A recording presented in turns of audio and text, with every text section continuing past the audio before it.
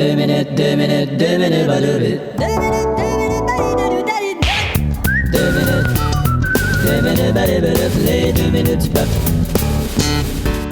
À Épicerie. Bienvenue à Épicerie. La semaine dernière, nous vous parlions des petits fruits, bleuets, fraises et cerises. Nous vous disions que ces fruits étaient des antioxydants. Mais ça veut pas dire d'arrêter de boucler votre ceinture de sécurité en auto. On est tanné de se faire reprocher le bilan routier de la dernière semaine. En spécial au supermarché cette semaine, la reliche. La reliche est un condiment très populaire. Ah oui? Plusieurs vedettes lui ont emprunté son nom. Oui? Relichimard, Ah. Relie Schneider. C'est ben trop vrai. Aussi en spécial cette semaine, l'huile de truffe. C'est si cher, l'huile de truffe. Mais on peut facilement la faire soi-même. Oui. Il suffit de mélanger dans un robot culinaire un jeu de cartes duquel on a retiré le cœur, le pic et le carreau. Pour qu'il ne reste que le truffe. On ajoute un peu d'huile et voilà pour l'huile de truffe. Cette semaine, nous vous parlons d'emballage sous vide. Nous avons visité une usine d'emballage sous vide. Pour faire un emballage sous vide, il faut un bon emballage. Oui. Il faut aussi une très grande quantité de vide. Où allez-vous chercher votre vide? Eh bien, nous avons plusieurs fournisseurs de vide, comme la Caisse de régime des rentes du Québec, le cerveau de plusieurs concepteurs publicitaires, l'agenda de Steph Cars, les distributrices à savon de TQS, le frigidaire de Wilfred, une forêt telle que filmée par Richard Desjardins, le répondeur de Brian Mulroney. Ça nous donne une idée. Et lorsqu'on veut emballer, par exemple, un smoked meat, qui en français est la rencontre de la fumée, mettons le smoked meat dans l'emballage et le vide dessus, pour que le smoked meat soit sous vide. Bon, mais merci, monsieur. Cette émission-là, elle va passer très mal. OK. Bien sûr, on peut facilement aujourd'hui se procurer un emballeur sous vide. C'est pourquoi le chiffre d'affaires des usines d'emballage sous vide commence à péricliter. C'est ça. Périclitoris. La question quiz de la semaine, lorsqu'un de vos articles n'est pas détecté par le scanner de la caissière, celle-ci poinçonne quelque chose et vous dit finalement un prix. Que poinçonne la caissière?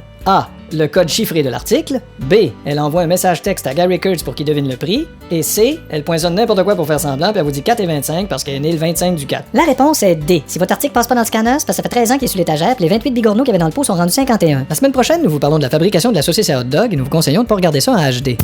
2 minutes, les 2 minutes du peuple.